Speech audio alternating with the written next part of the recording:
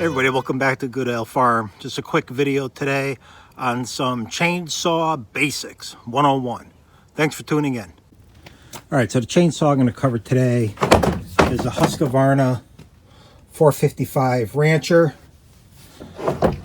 And again, just basics around how to operate it, how to start it, and the things you need to actually operate a chainsaw, and a little bit of safety. There's a variety of chainsaws out there. This is a gas-powered chainsaw. The basics are, also the bar of the chainsaw. This one I think is a 2-foot bar, 24-inch bar. They come in different sizes. You could actually get the motor itself, but then exchange different bars because this is a part that actually can be removed. So if you were to get a different size bar, you can see on this side are these two bolts or nuts that would come off, and then with this cover coming off, you could actually take the bar off in the chain itself. You have to get a different chain to fit the size of bar you have. Now, as you look at the chainsaws, one of the safety features is this safety brake. And the way the safety brake works is as follows. When this is pushed forward, it actually engages a brake assembly in here, which I'll show you in a little bit, that actually stops the chain. So you can see right now, the brake assembly is in this position here. And if I was to push it forward, it would engage that brake. And that makes sense, because let me demonstrate how this would work. All right, oftentimes when you're cutting with a chainsaw, you'll get a kickback from when the chain actually engages the log, and it actually comes back at you this way. And when it comes back at you this way, you can see the brake here. If it was to come back, it's supposed to engage your hand, if you will, and push it forward.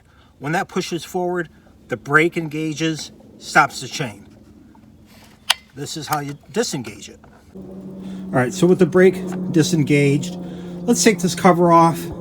I'll show you how the bar would come off, and then also how that brake assembly works. All right, and on this saw, these are 1/2-inch nuts. With a 1/2-inch wrench, I'm going to loosen these up.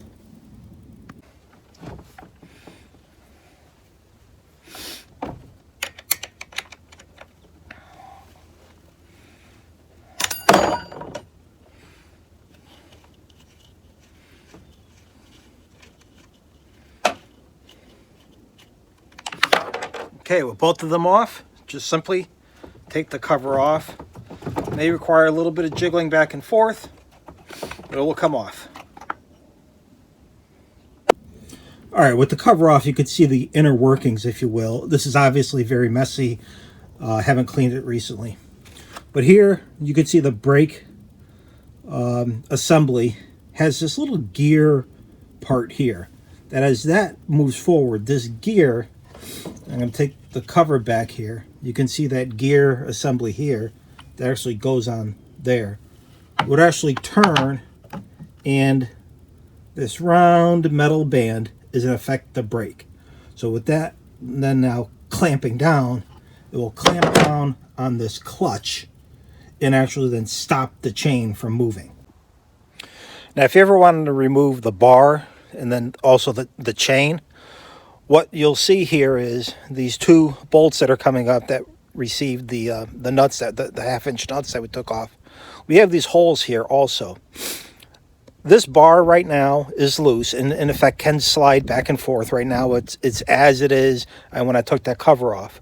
But you could see in one of these holes, the cover itself has this little rod that runs along a threaded piece that when this cover is on, okay, let me put it back on so gently, if you will. Before I tighten those nuts down, I'm going to make sure that that rod is sitting in that hole, and then I'm going to do a snug fit with this turn key, and with that, as I'm turning it, it's actually going to push the bar this way, making the chain tight. Once it's tight, you don't want to have it really loose. You want just a little bit of wiggle room. If it's too loose, you always want to loosen it up and tighten it back up again. You don't want it too tight either, but just a little bit of give. You tighten that up, then you bear down on these nuts to tighten the whole thing back up again.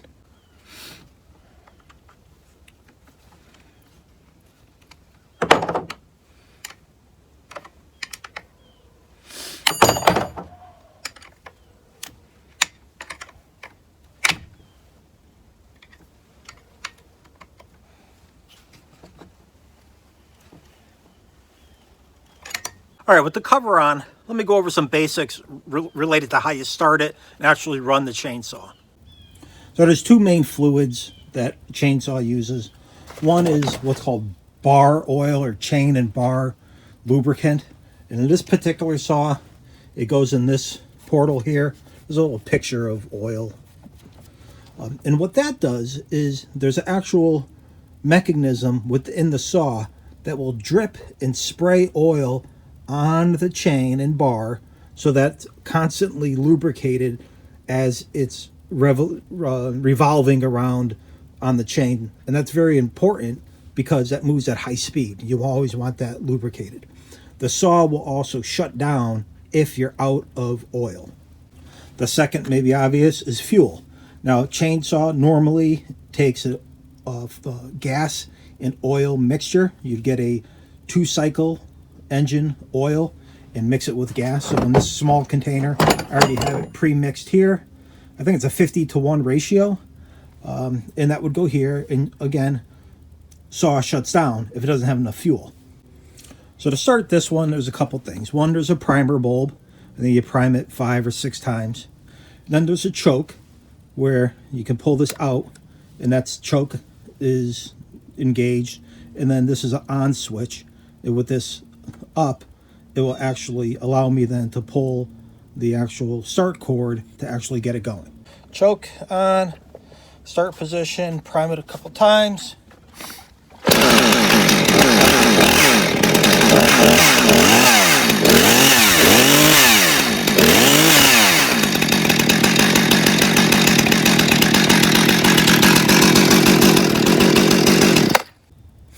Now, some people like to actually start the chainsaw with the brake engaged for, I guess, extra safety. I don't do that.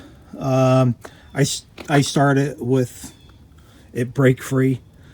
You can also put this trigger or the throttle, engage that.